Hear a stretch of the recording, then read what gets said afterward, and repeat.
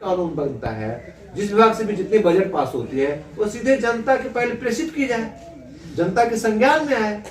जनता उसका कुछ चर्चा करना चाहती है, कुछ पढ़ना लिखना चाहते हैं तो कमेटी भी हो जिनसे वो कुछ पूछ ले और फिर अपनी राय लोग वहां अपनी राय भेज दें। मोबाइल तो वैसे हो जाएंगे, स्मार्टफोन क्या बोलेंगे कि हाँ इसमें थोड़ी ये धारा कमजोर है या ये धारा थोड़ा इसमें और मिला देना चाहिए, नहीं सही है बढ़िया है, तो अधिक से अधिक लोग उसके अगर पक्ष में आ जाते हैं तो कानून बने और फिर संसद की और सांसदों और विधायकों को फिर कोई आवश्यकता ही नहीं रह जाएगी, क्योंकि पास कराने का काम तो सीधी जनता ही कर देगी। जो भी कैबिनेट जो भी विभाग है, गृह माननीय रक्षा मंत्रालय, रेल विभाग नौकरी करना चाहता है, कोई विभाग और कोई योजना लॉन्च करना चाहता है, उस पर एक बजट चाहता है, बजट का ड्राफ्ट रख दे, उस क्षेत्र की जो रेलवे लाइन है जिस क्षेत्र की जनता के लिए वो जनता वहां से राय ले ले, जनता को उसको हामी भर दे तो कार्य हो जाए। तो इस तरह से सीधे लोकतंत्र हो जाए। लोकतंत्र की अभी ये लोकतंत्र में लोगों की सिर्फ एक मतदान तक ही भागीदारी है, निर्णयों में हमारी कोई भागीदारी नहीं। निर्णय हमको पसंद आते हैं तो हम उसको उस सरकार को उस व्यक्ति को पुनः रिपीट कर देते हैं, नहीं पसंद आते तो हम उसको रिपीट नहीं करते।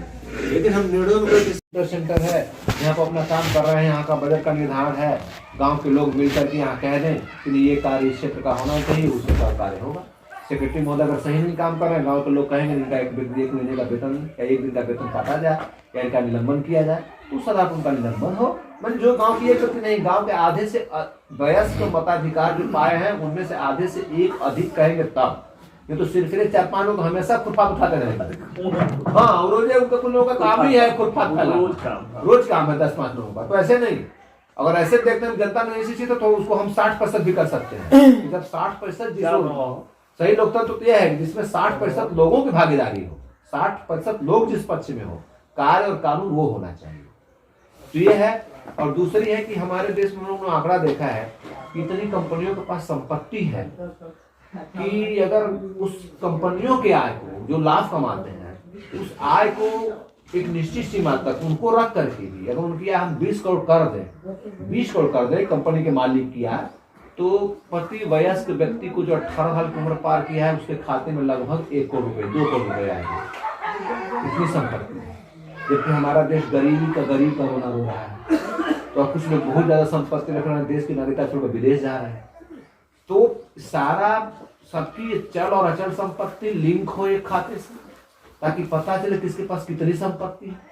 और वह संपत्ति उनके अगर प्रतिभा मान लीजिए बहुत उच्च के विद्वान है, उच्च कोटि के कार्य करने वाले हैं, तो उनकी अगर आज 40 करोड़ की जाती है, 40 करोड़ उनकी नेटवर्क की जाता है कर दी जाए, और उसके बाद जितनी बचती है वो जिसके पास नहीं है, जिसकी कम है उसके खाते में चली जाए।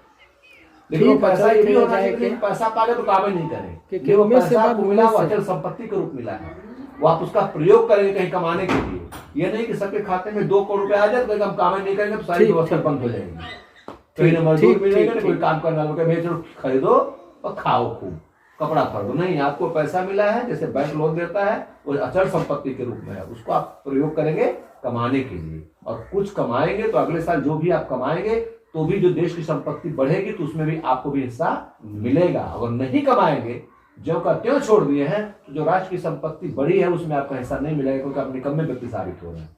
हाँ, बीमार हो गए, बहुत गंभीर बीमारी में हो गए तो एक अलग कूल पीरियड हो जाएगा। तो राष्ट्र की संपत्ति भी 1 से 20 के अनुपात में होनी चाहिए, क्योंकि हम लोग समझे देखे हैं कि प्रतिभा का स्तर जो होता है वो 1 और 20 के ही अनुपात में होता है। एक गांव का पहलवान होता है और एक पूरे विश्व का पहलवान होता है, तो दोनों की क्षमता में 1 और 20 गुना का अंतर नहीं होता है। प्रतिभा जो होती है 1 से 20 के ही बीच में होती है। हमने 20 बहुत ज्यादा मान लिया, 16 ही है। तो संपत्ति भी 1 और 20 के रूप में होनी चाहिए, क्योंकि हमारे देश में क्या है, जो भी राष्ट्र की संपत्ति से बालू ही है, बालू नदी से आ रही है, तो वो देश की संपत्ति हमारे लिए भी है, हम उसका प्रयोग कर सकते थे। हमारे लाने का उस पर मजदूरी का खर्च लगना चाहिए था, उस पर रॉयल्टी 20,000-30,000 रुपया कौन ले लेता है। और वो राष्ट्र की संपत्ति हम ही को बेचा जा रहा है और एक व्यक्ति बेच रहा है इसी देश का, तो दिनों दिन अमीर होता चला जाएगा। तो राष्ट्र की संपत्ति पर कुछ लोगों का जो एक अधिकार है, जैसे सोना है, कोयला है, पेट्रोल है, लोहा है, चांदी है, ये किनके हाथों में? कहने को कहते सरकार के हाथ में। सरकार के हाथ में नहीं है, सरकार के माध्यम से कुछ पूंजीपतियों के हाथ में। तो दिनों दिन अमीर होते जा रहे हैं, और हम दिनों दिन उनकी कातर निगाहों से उनके सामने रोजगार को मांगते चले जा रहे हैं।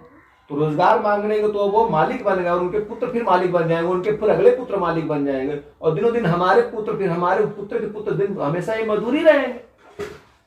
और इसी देश की नागरिक हैं हम, इसी देश में हम, जब देश की संपत्ति है तो हम सबकी संपत्ति है, उस पर किसी कुछ ही लोगों का एकाधिकार क्यों है? तो ये सब चर्चा को लेकर हम लोग पार्टी बनाए और हम लोग अगर जनसंपर्क करते हैं दूध की संपत्ति को लेकर कानून बनाने का अधिकार। 2 और तीसरा मुद्दा है जो थोड़ा बड़ा विवादित है, सारी समस्याओं की जात जो है वो जड़ है जाति। तो अगर जाति वास्तव में खराब लगती है, अगर जनता की है मनसा, तो अपने विवाह में जात विवाह करने की मान्यता सरकार रद्द कर दे, कानून बना दे। तो अपने जात में जो विवाह करेगा वो भारत का नागरिक नहीं रहेगा, भारत सरकार द्वारा मिलने वाली सुविधाएं उसको नहीं प्राप्त होंगी, नौकरी उसको नहीं मिलेगी, मताधिकार उसको नहीं प्राप्त होगा, उसको वीजा पासपोर्ट नहीं मिलेगा, तो सारे लोग बाध्य हो जाएंगे दूसरी जाति में विवाह करने के लिए, तो जाति अपने आप समाप्त हो जाएगी। ऐसी जाति कैसे समाप्त होगी? कई लड़कों में जागरूकता आए तो कुछ में आएगी, तो कुछ उसकी शिकायत करेंगे, तो 2 कदम आगे बढ़ेंगे, 2 कदम 4 कदम पीछे खींचेंगे, आग पीछे की स्थिति चलती रहेगी। तो वास्तव में अगर जाति समाप्त करना चाहते हैं तो ये सबसे बेहतर विकल्प है कि अपनी जाति में विवाह करने की व्यवस्था को समाप्त कर दिया।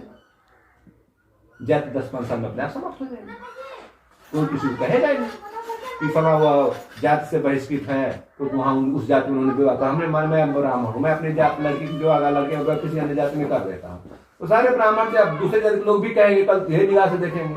अब हर व्यक्ति के पास इतना नैतिक साहस तो नहीं होता है कि अपने आसपास के लोगों की समस्याओं को, आलोचनाओं को झेलते हुए भी वो जीवित रह सके।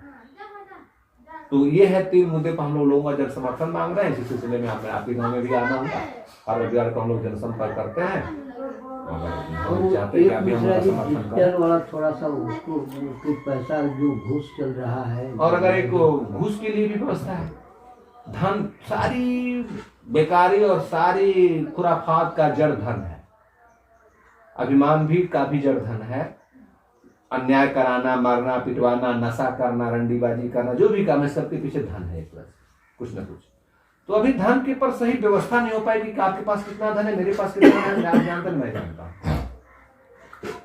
तो क्यों ना ऐसी व्यवस्था सरकार बनाए और गढ़ाई जा सकती है कि किसके पास कितना धन सब जान सके, ले न सके भले जान सके, सब ले न सके मेरे पास भी कितना पैसा है। और जान कैसे जाते? जब हमारा सारा पैसा अकाउंट में होता है और सारा लेन देन हम अकाउंट से ही करते।